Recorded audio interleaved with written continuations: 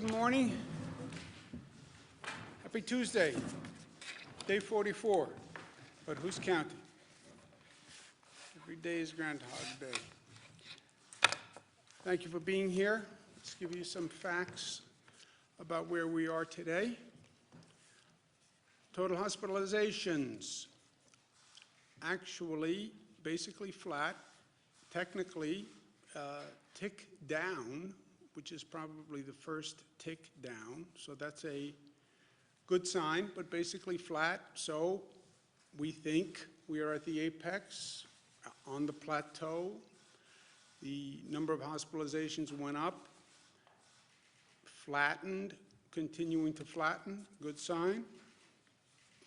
Technically, the number's down a tad, statistically irrelevant, but better than being up.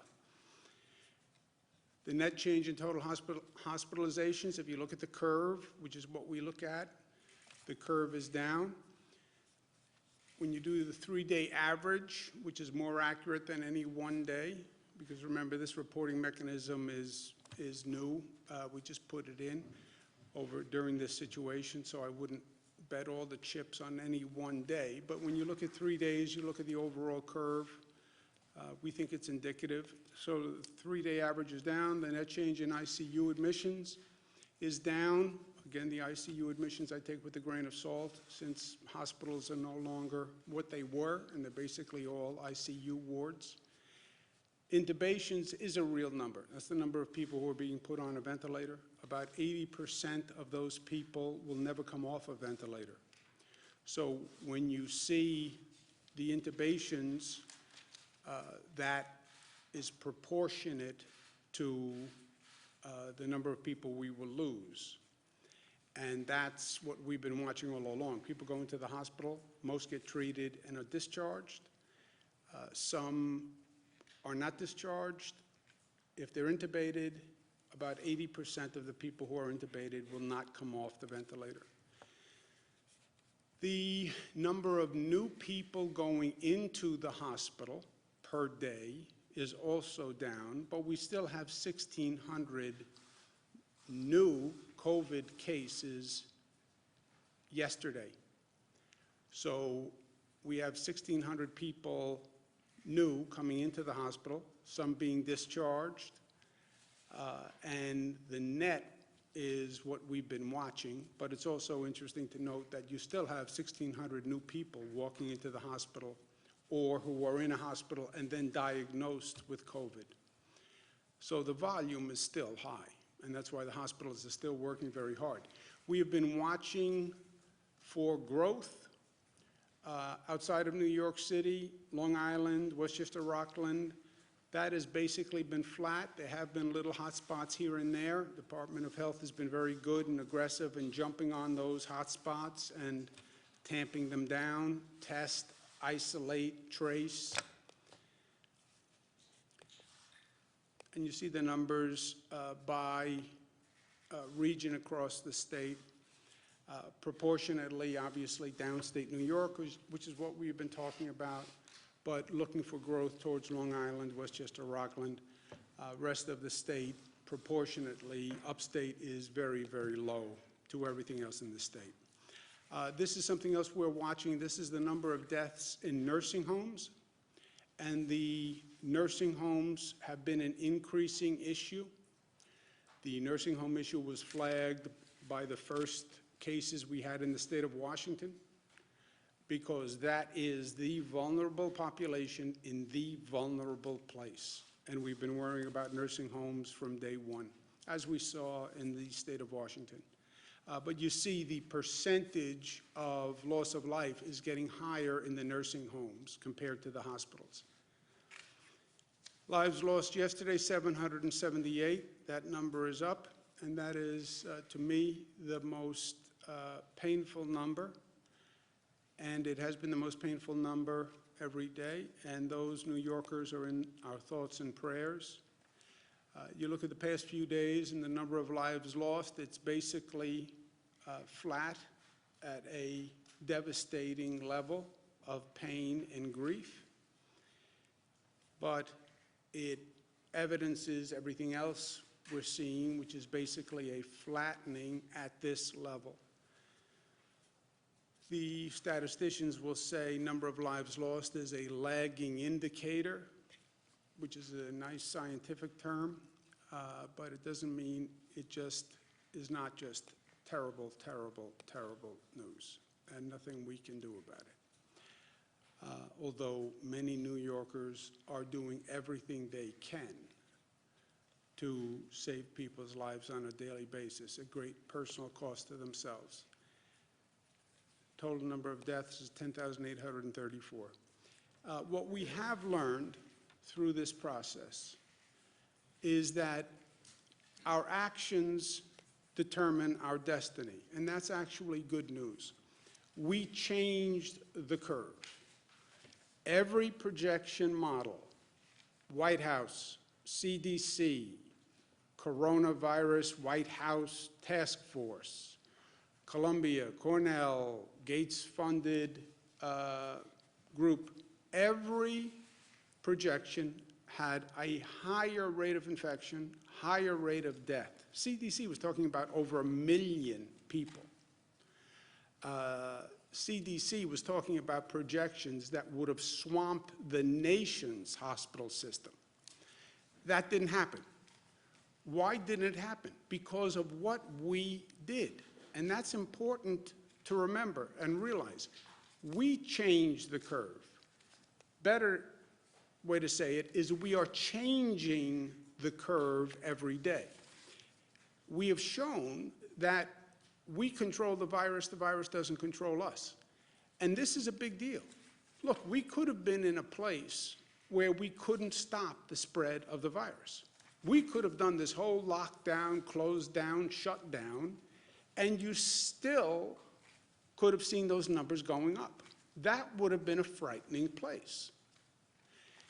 We should take some comfort in the fact that we have demonstrated that we can actually control the spread of the virus. Now, tremendous, dramatic pain to do it, shut down everything. But thank God we can control the spread. Can you imagine how bad a situation it would be if we did all of this and you still saw those numbers going up? You lock up your family, you protect them, but somehow the virus still infiltrated the house. That would have been frightening. So there is good news in this. But there's also a caution flag. We are, in some ways, artificially controlling that curve. We've taken all these extraordinary actions, and we are reducing the rate of infection. That means whatever we do today will determine the infection rate tomorrow. It is total cause and effect. So you stop doing what you're doing, or you behave differently, and you will get a different result. And that's important to remember as we talk about reopening. Everybody's anxious to reopen. I get it. I'm anxious to reopen. Cara and Michaela went out of the house. I trust you. They trust me. They love me. They love spending time with me, but they're sort of done with the entire experience. And that's universal. People need to get back to work. The state needs an economy. We cannot sustain this for a prolonged period of time. Everybody agrees. But everybody will also say how you reopen is everything, because of the first point, which is we are now keeping down that rate of infection. And if you start acting differently, you will see a corresponding increase in that rate of infection.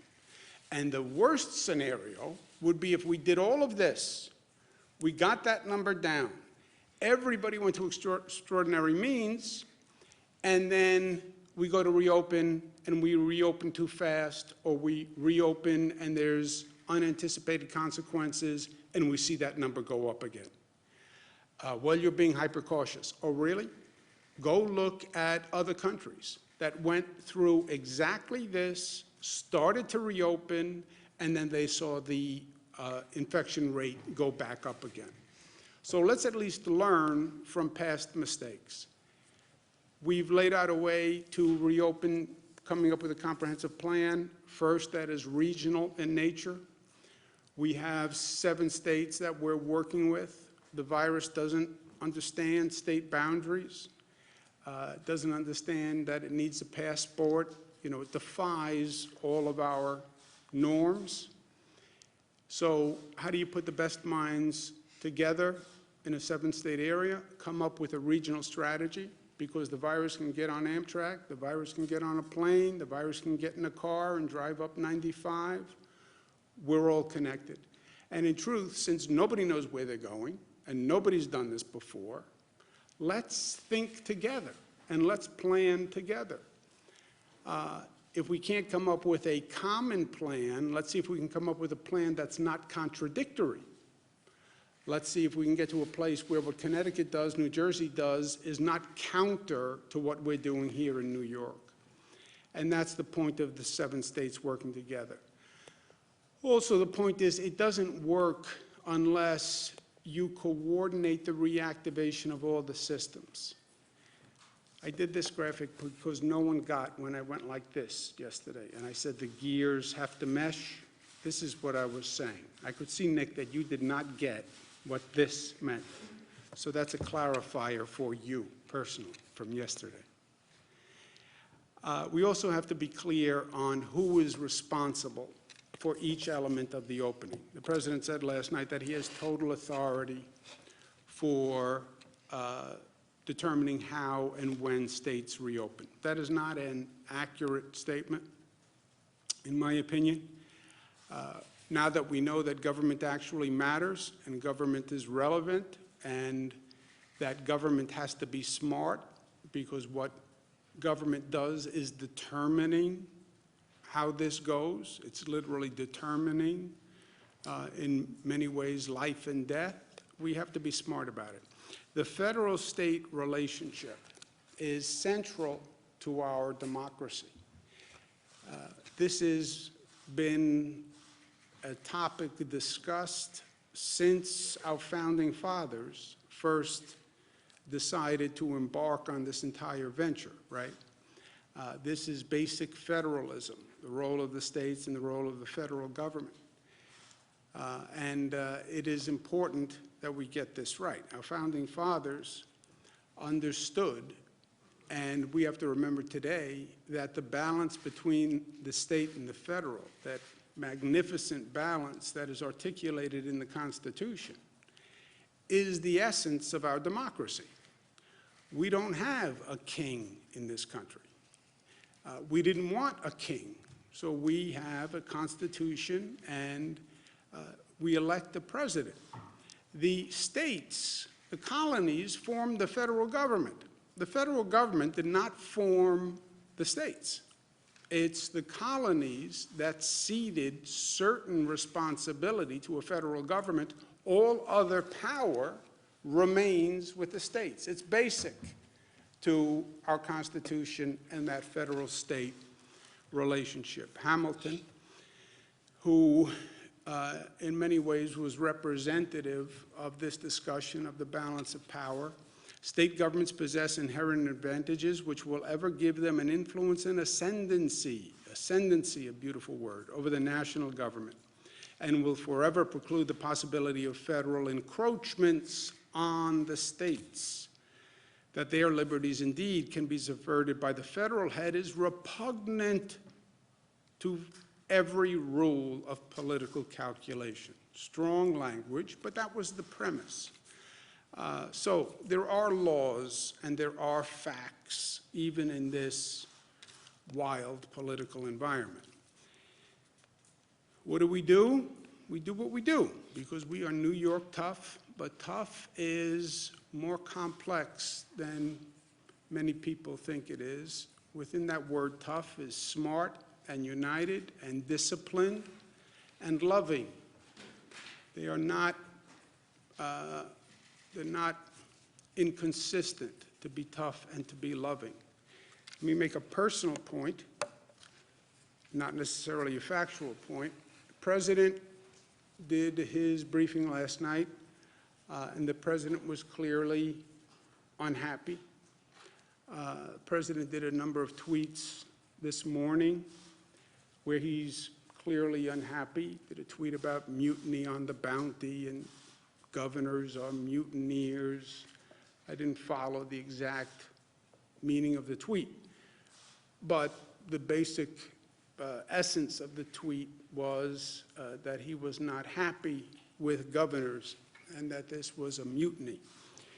The president is clearly spoiling for a fight on this issue. The worst thing we can do in all of this is start with political division and start with partisanship. The best thing we have done throughout this past 44 days is we've worked together and we haven't raised political flags. Even in this hyper-partisan environment, even though it's an election year, even though the politics is so intense, we said not here, not in this. This is too important for anyone to play politics. It was a no politics zone, right? This is just about doing the right thing, working together. And that's important, and we have to stay there. We're all in a little bit of a reflective mood. I'm in a reflective mood. And everything we do here is so important, and every day is so important. And I was thinking after the president made his comments and looking at some of the remarks and looking at the tweets, reminded me of a poster I saw when I was in grade school, St. Gerard Magella, Queens, New York, Catholic school. Red blazer, gray pants, white shirt, little clip-on tie, the tie with the hook. Remember the hook tie that you had to put the hook on, and then it looked like you had a real tie, which I never understood because the hook was harder to do. You had to hook and then you had to adjust the band, which was harder than just teaching a kid how to just tie the tie. Would have been easier. But I was in grade school and there was that poster that came from a Sandberg poem, I think. Suppose they gave a war and nobody came.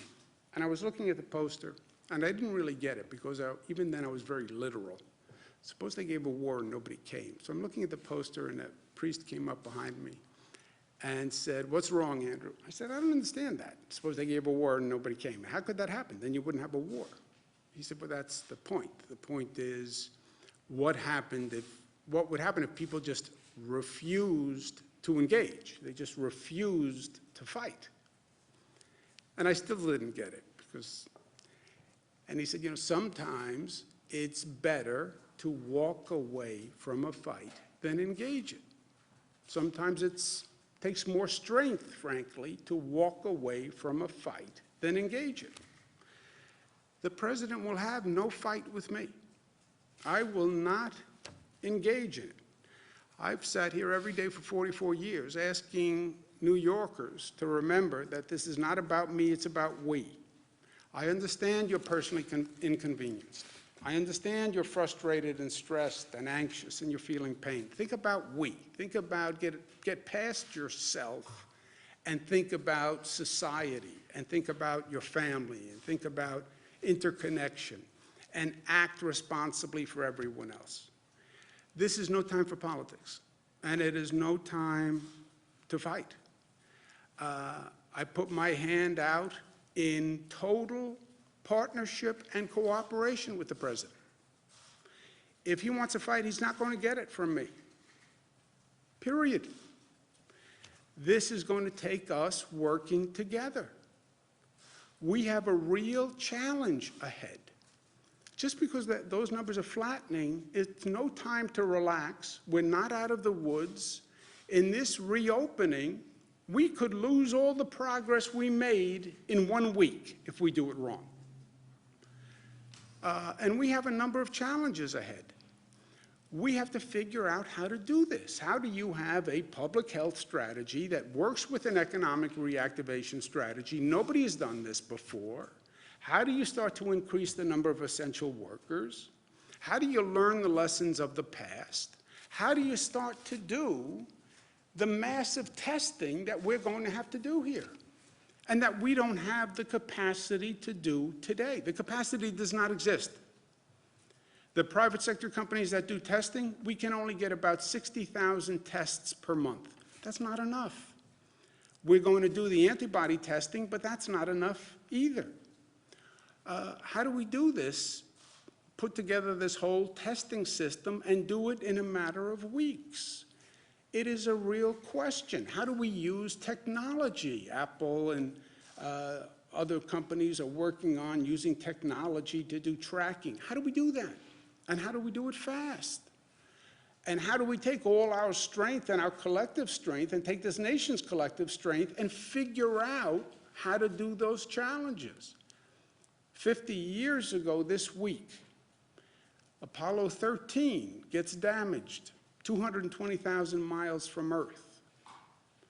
Somehow they figure out how to get a spaceship back 220,000 miles 50 years ago. That's America. Okay, figure out how to do testing. Figure out how to use technology to do tracing. That's what we have to work on. And we have to do that together. We have to do, as a government, what our people have done, right? Sometimes political leaders can learn best from following people who are normally ahead of the politicians. Look at how people have been selfless and put their own agenda aside for the common good. Can't their leaders be as smart as they are? The answer has to be yes. So I look forward to working with the President in partnership and cooperation, but he has no fight here. I won't let it happen. And look, unless he suggested that we do something that would be reckless and endanger the health or welfare of the people of the state, then I would have no choice.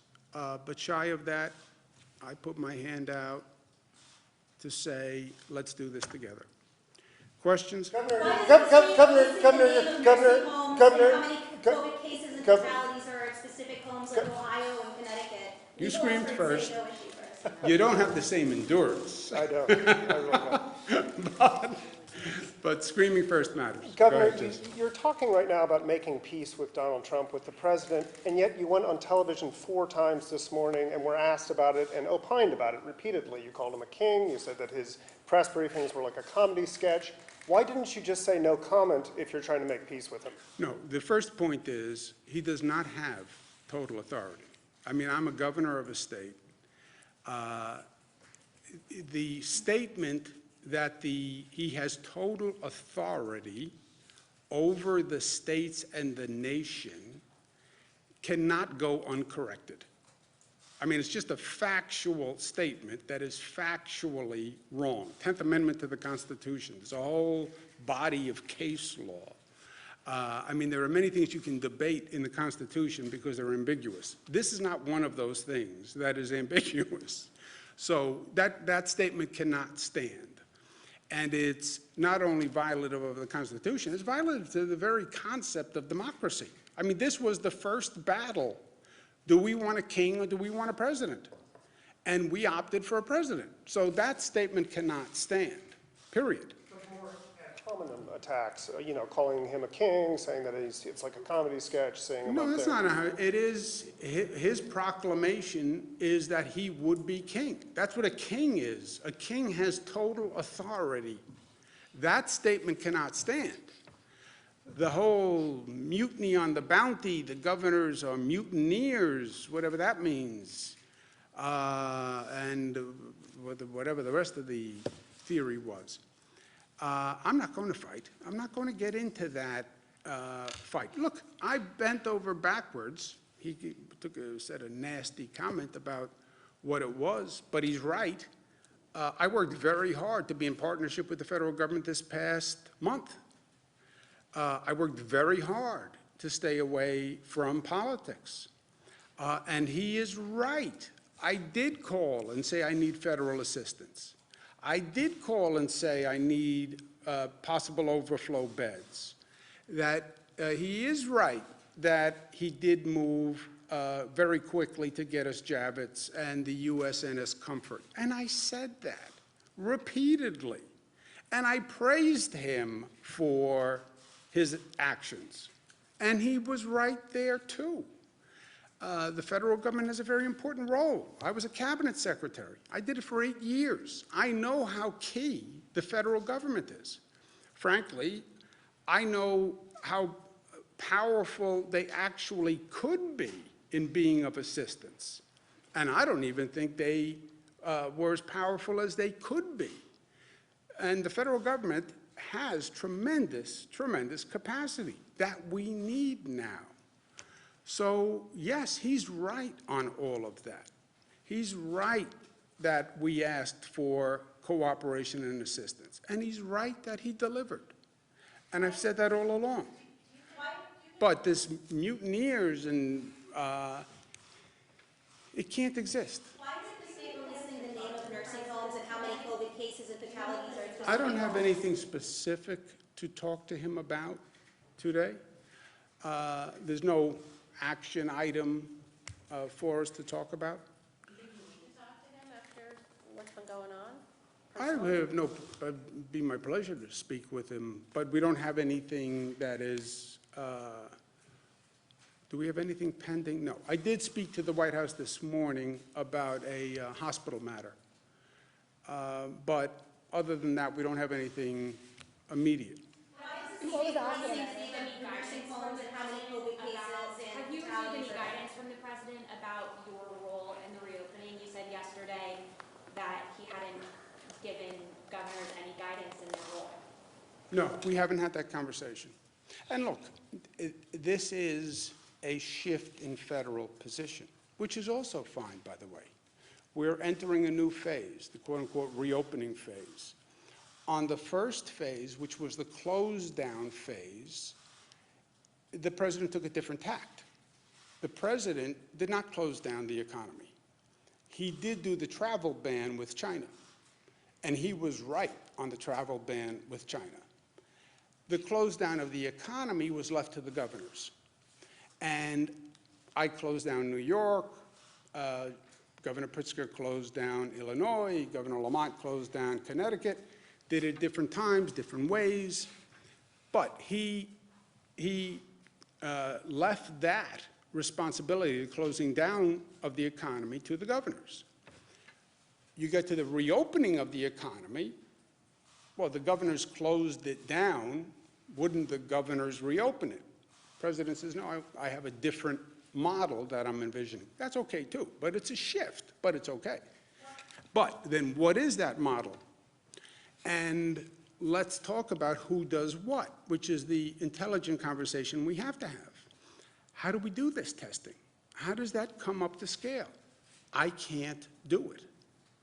How do we do this technology? And I understand he's right, it raises constitutional questions. And do you really want that cell phone in your pocket to be a tracking device, right?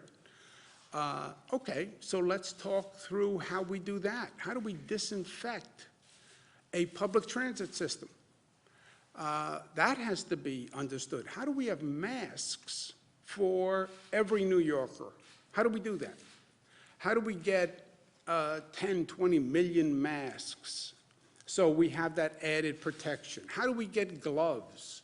How do we make sure, God forbid, there's a second wave where there's another uptick, that we have the medical equipment we need after we just went through this horrendous hurry-up exercise? By the way, where's the funding for states to help do this? I'm broke. You know, there's no fancy way to say that. We have a $10 billion deficit. Well, the state should do this and do this and do this and do this. I don't have 2 nickels to rub together. And the past federal legislation didn't give us anything. The only thing it gave the states was some Medicaid money. It doesn't give us anything to do any of this. They talked about it in the next package of legislation, if there is one. But that's the intelligent conversation to have. Will Now, Will speak with you about it right now, or will he have this conversation with you? yeah, I have always had an open line of communication with him.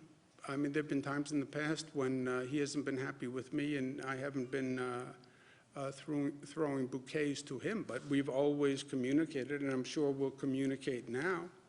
But I just want to make my position clear. I am not going to fight with him. I don't want, this is no time for any division between the federal government and the state governments. And the governors who I work with, Democrats, Republican governor in Massachusetts, it's not a political conspiracy. Governor Baker is a Republican. This is not about Democratic or Republican. It's just not. This is about New York, 10,000 lives lost.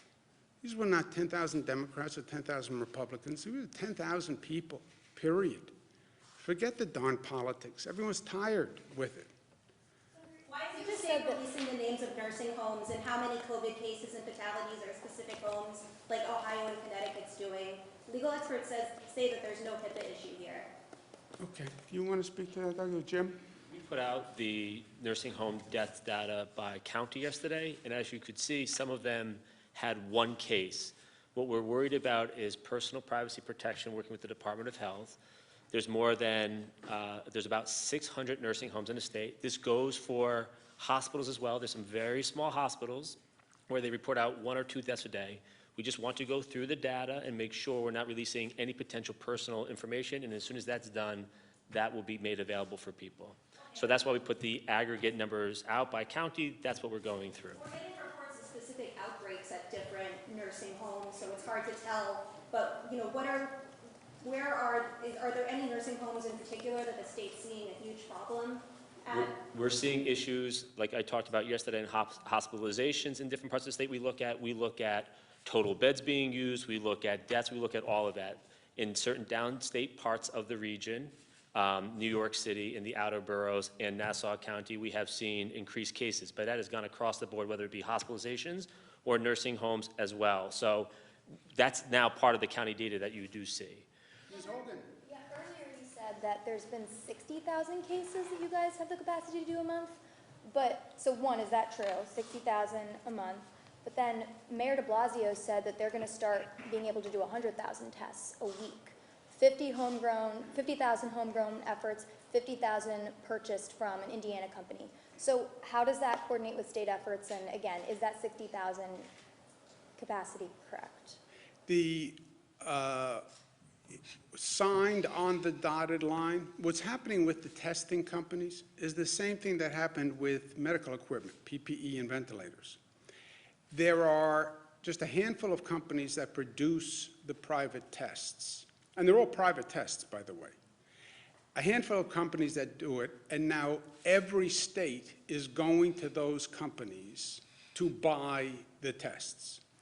I've spoken to the head of the several companies myself, and they have a limited production, and now they have to allocate it to 50 states. And we're again in a bidding war competition with other states. I would say to the federal government, you take that piece. Don't replicate the 50-state pandemonium. You want to talk about an increased federal role. Let FEMA do the testing. FEMA should have, in my opinion, done all the purchasing of the medical equipment, and they should have allocated it. Why am I now competing for private testing capacity and private testing machines with Illinois and California?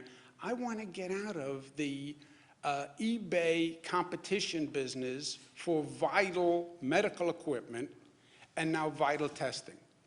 I would say to the president, you take it. God bless you. Because you have different bids and different promises from companies to different governments all across the country. Like I bought 17,000 ventilators, and then I didn't get, we only got about 3,000, 2,500. The same thing's going to happen with the testing. The city can get 50,000 made a Well, week, that's but the what, state can't. well, they're told that from a company. Do I believe we're going to see those numbers actually produced? No, because I think the same thing is going to happen that we just went through for the past month, where those companies are going to get oversubscribed, They're then going to bid up the price, and it's going to go to the highest bidder. We learned this lesson. I saw this movie. I just lived it for the past month. It cost taxpayers tremendous amounts of money. Private companies got very rich. You want to talk about going to a new phase with a different model? Let's inform it from the past model.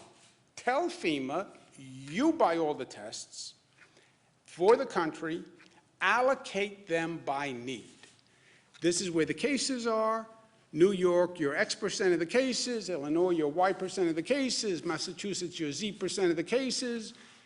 The federal government is going to buy them, and then the federal government is going to allocate them. Not this, let's give each government or level of government functions that they perform best. And one of the really painful lessons was all this crazy competing by states and cities for medical equipment. We're going to do that again? That makes no sense. Governor, the accuracy of the serological tests, and what's the plan if those can't get scaled up in the way that you think is needed to reopen?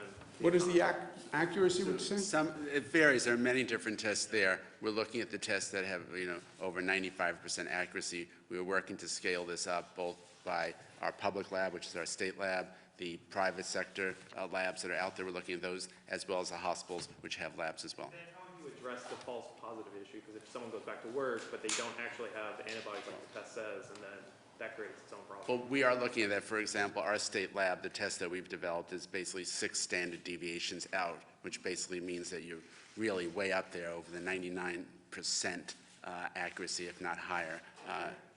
But you are right. Can I just follow up? You are right. There are different private sector tests with different accuracy rates. And that's one of the other complications. Go buy tests. Or whose test, which test, what level of accuracy. And that, I think, it's something we have to figure out one way or the other. But I would say that's something the federal government should take. So what's the capacity on that at this point? How many antibody tests can you do? You mentioned a couple of thousand, Right, so the state, will be by next week at 2,000 tests that we will be able to do per week at that point. 2,000 tests per day next week, yes. That still seems like a long way to go in a state of 19 million people, though, Right, but that's that part, but we are also working with some of the private sector companies to be able to get in the tens of thousands of tests, as well as the hospitals. Several hospitals have developed tests. There are different ways to do these tests. You could do it as a blood test. We are looking at a finger stick test as well, where you just do a little blood spot, and there's technology for that as well. Yeah, but just to follow up on that for a second. Look, you could have a whole symposium on testing. There are 2 types of tests, the antibody test and the diagnostic test. The antibody test, state health department has a test, and you're right, it's their limited capacity. Let's say they can do, you said 2,000 a day, so let's say 14,000 a week. What is 14,000 a week going to do for you? And by the way, the whole what can the antibody population really be in the scope of things, right? Antibody population, people who had the illness and have recovered. Okay, that's important to know, and we're very aggressive on antibody testing, but how many people are going to test positive, right? What % of the population at this point do you think had the coronavirus? What could a number be? 20%. 20%? 10%? Okay. You want to find that 10%, 20%, but then that's not enough to restart and get back to normalcy.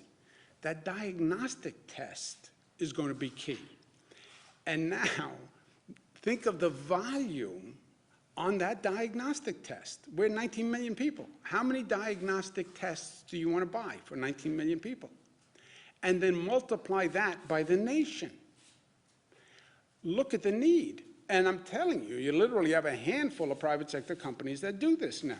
Well, how do you scale that up? I don't know. How did you get a rocket ship 220,000 miles back from the moon 50 years ago? But if you could figure that out, you can figure this out. And if the federal government wants to know a valuable role This is going to be a key element to all of this. Basically talking about testing everybody for coronavirus in the entire state as a prerequisite to getting the. No, no, no, no, no. No, you would never get there. If you said that was the prerequisite, you'd be closed ad infinitum. But you want testing capacity as a tool where businesses can use it as a tool. You want temperature taking, right? You open up a business, they're going to say, I want to take everybody's temperature as they walk in the door. All right, how do you take the temperature of 500 people walking into a business, you know? Just think of all the things you have to do, and then divide it between the federal government and the state government. We have to clean all the buses and all the trains. We want to clean all the park benches. We want to have a disinfectant solution where we have a cleaning protocol that we've never had before. We want the technology to do the tracing once we find the person who is positive, and we can retrace them through the technology. How do we balance that with individual liberties? There's a lot to do here. And the states cannot do this on their own. I'm not shy about capacity. I'm very proud of what we do in the state government. When I tell you I can't do something, it's the first time you've heard me say that since I've been governor. But I'm telling you, we can't do this. Joseph? Earlier, when this entire thing started 40-some odd days ago, you had said that COVID in a nursing home is like fire through dry grass. It was one of the first areas where there was a complete lockdown. People couldn't come in and out. So why is it that we're seeing hundreds of people dying in nursing homes from COVID? Like, was there lax You can't, inspection? because you cannot stop it, Joseph. You cannot stop it. Look, we have no visitors going to a nursing home. You want to hear, talk about a harsh policy. No visitors, it must be close to a month. You're in a nursing home, you can't get visitors. The staff has to be checked when they come in every day. But by the way, taking somebody's temperature, that's not a foolproof mechanism. And any one of those staff members could be walking in with a spark in their pocket, to torture the metaphor. And that population is so vulnerable, it just takes one staff member who didn't have a temperature, but did have the virus to walk in, and now you're going to have a serious problem. You want to comment on that? The point that the government just raised is that the crux of all of this, that there are individuals with multi-organ system, many other problems, heart problems, diabetes, asthma, respiratory problems. Their immune system is just not as good or as robust, and so they get sick with whether it's this or the flu, and they end up in the hospital. Many of the patients that you had mentioned that's sick and die, a lot of those, they were transferred to the hospital, but at 95 years of age with multiple medical problems, it's a tough battle for them. And look, Joseph, what you've learned is, you've learned your strength and your weakness, right? You've learned that you can control the virus, and that's a powerful lesson, because we weren't always sure that we could, right? But you've also learned your weakness. You cannot hermetically seal society. You can't hermetically seal a nursing home. You can't put it in a bubble and say, I can protect these vulnerable people. You can't. You can't. Isolation, no visitors, every staff member has to be checked. An ember, one ember, finds its way in, and then it is fire through dry grass. Governor, in the city of Rochester yesterday. By making. Go ahead, Nick. Governor, in the city of Rochester. I want to try to get everybody who wants to ask a question to do it. I also need visual aids. But in the city of Rochester yesterday, there was a 100-person vigil after a shooting there, and it was apparently okayed by the mayor. Is it appropriate to hold large gatherings like that one? Videos online show that people were not likely social distancing during this. Well, look, I don't know the specifics, and I don't want to comment on the specifics, but we spent a lot of time not only saying there should be no large gatherings, we even said no large gatherings during religious holidays, which a lot of people are unhappy about. But look, that was the first, at least learn the lesson, right? Learn the lesson of New Rochelle. New Rochelle, Westchester. oh, that's New York City. No, it's not. It's not a dense urban environment. It's in a suburban community. And that was one person in religious gatherings. That could happen anywhere in the country at any given time. So we learned that lesson, and we've been advocating that. I mean, I couldn't be more clear on it. Who didn't ask it? Home residents? We'll do this, and we'll do, go ahead. Are your advisors already discussing legal options should the conversations with the White House break down to that point? And what could it mean for the reopening process and the coalition with the other states if that challenge had to survive several layers of appeal and potentially drag on for months? Yeah. It takes two to tango. It takes two to get into a fight. It takes two people to get into a litigation. I am not interested in fighting with the president. And I can't be more clear in that. I'm not going to allow anything bad to happen to the people I represent, right? I see my job very clearly. I get hired by the people of the state of New York to fight for them and to protect them. I'm trained as a lawyer/advocate. Grew up at the kitchen table with Mario Cuomo, a natural-born lawyer/advocate. I will fight with all my might to protect New Yorkers, but I don't think it comes to that. I do not want to fight with the president. He is wrong on the law. I don't think this is a legal issue. This is no time. You don't even have the luxury for the argument. And there's too much to do for everyone. There's just too much to do. I can't do it. He can't do it. I'm not even sure how quickly we can do it together. So what's the fight about? Go ahead. That was actually exactly my question, but have you talked to the AG about Come up with a new question, fast. Have you talked to the AG about that at all? About No. the challenge? Got to be a better question than that. Go ahead. Would there be an argument of like state sovereignty, I guess? 'Cause That you would said- be the argument. Yeah, you said Constitution. on TV this morning that it I'd would be call Alexander Hamilton. Thank you, guys.